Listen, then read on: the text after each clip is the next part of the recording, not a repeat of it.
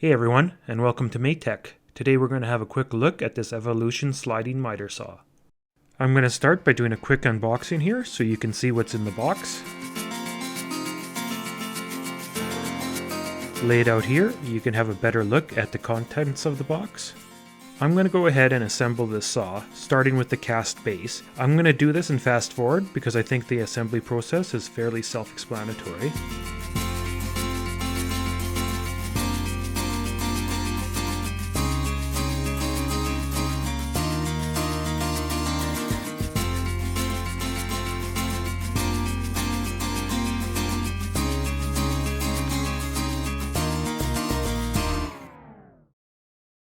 Now that we have it all assembled, I'm just going to have a quick look here to make sure it's square, which it does seem to be. So let's now go ahead and look at some of the features of this saw. On the right hand side of the handle, you have the blade lock. By turning this knob and pulling this lever up, you can adjust the angle of this saw. This allows you to adjust the angle to just over 45 degrees in both directions. On the right hand brace, you have an adjustable stopping plate. On the left hand side, you have this adjustable screw clamp to securely hold your wood to the base. On the back of the neck, just behind this dust guard, you have these two Allen screws that can be used to adjust your bevel. On the back of the right hand side, you have this thumb screw that you can use to adjust the depth of your cut.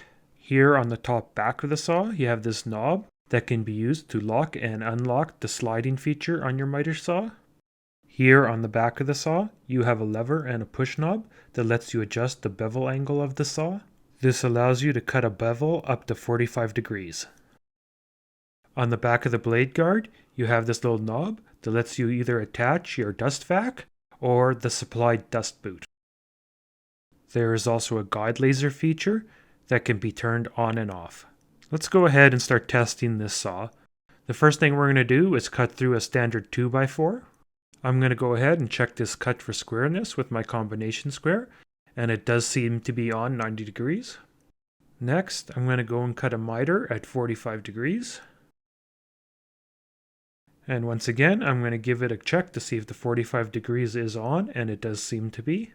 Now we're going to look at the bevel feature. To do a bevel on this saw, you have to slide this bar back just like so and lock it back into place. I'm then going to go ahead and cut a bevel at 45 degrees.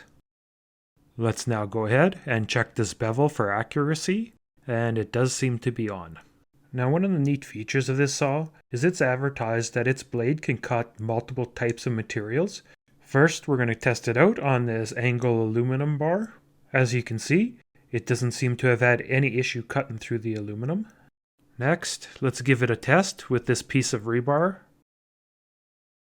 Once again, the blade didn't seem to have any issue cutting through the rebar.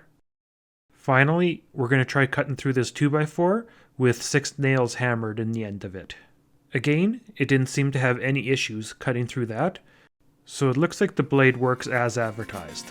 I hope you guys enjoyed this review of the Evolution sliding miter saw. If you did, please give it a thumbs up. If you haven't already, please subscribe to the channel and hit that notification bell, and we'll see you guys next time.